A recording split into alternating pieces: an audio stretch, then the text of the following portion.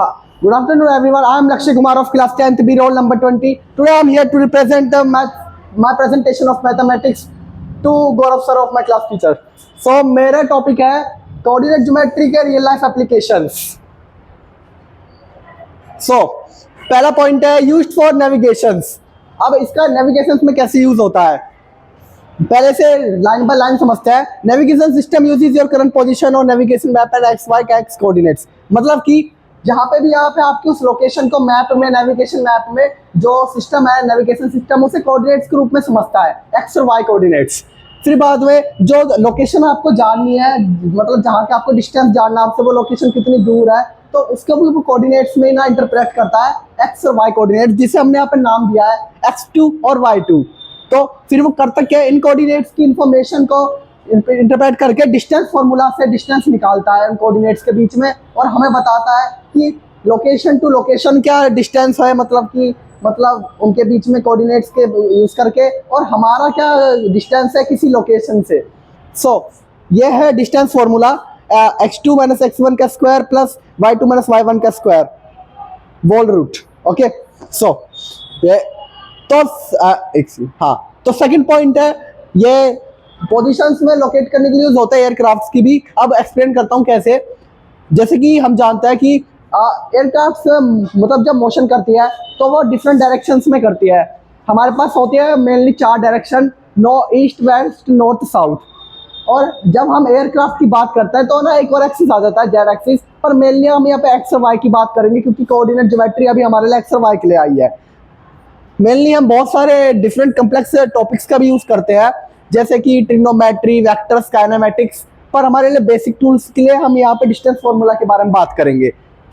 जब हम ना एयरक्राफ्ट में मेजर करते हैं, मतलब कि कोऑर्डिनेट से सिस्टम का यूज करते हैं एयरक्राफ्ट का रेडार स्टेशन से या फिर नेविगेशन बीकन से या एयरपोर्ट से डिस्टेंस निकालने के लिए, तो हम ना उसकी ना ऑर्डर्ड पेयर को इस फॉर्म में लेते हैं लॉन्गिट्यूड, लैटिट्यूड और एल्टीट्यूड एक्स वाई जेड, या फिर सिर्फ लॉन्गिट्यूड लैटिट्यूड जिसका ऑर्डर्ड पेयर होगा एक्स और वाई.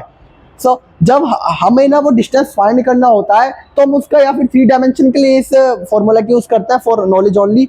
नहीं तो जब एयरक्राफ्ट के बीच की जो हाइट होती है ना पर्सपेक्टिव हाइट, यानी कि एक एयरक्राफ्ट की हाइट दूसरे के पर्सपेक्टिव से कितनी अगर 0 है तो हम ना 2 डायमेंशन में वो एक ही प्लेन में लाई करते हैं, जिसमें हम यूज करते हैं डिस्टेंस फॉर्मूला ये वाला जो हमारा प्रीवियस वाले में मैंने बताया था एग्जाम्पल में भी. इसकी ऐसा यूनिट होती है नॉटिकल माइल्स हॉरिजॉन्टली और फीट और मीटर्स वर्टिकली. ये भी थोड़ा फॉर नॉलेज ओनली है, ठीक है. हाँ, तो तीसरा पॉइंट है कंप्यूटर ग्राफिक्स और एनिमेशंस में यूज होता है कोऑर्डिनेट ज्योमेट्री का.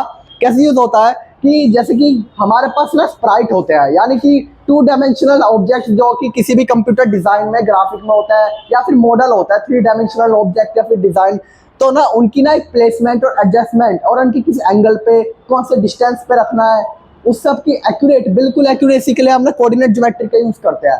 क्योंकि कोऑर्डिनेट ज्योमेट्री के जो फॉर्मूलाज है जैसे कि डिस्टेंस फार्मूला हो गया, मिड पॉइंट फार्मूला हो गया, सेक्शन फार्मूला हो गया, स्लोप फार्मूला हो गया, एसेक्टर फार्मूलाज हो गए, वो हमें एक बिल्कुल एक्यूरेट पोजीशन देते हैं विदाउट एनी अप्रोक्सीमेशन, कि हमारा जो ऑब्जेक्ट है वो बिल्कुल आगे पीछे ना होके सही जगह पर ही दिखाया जा सके डिजाइन में.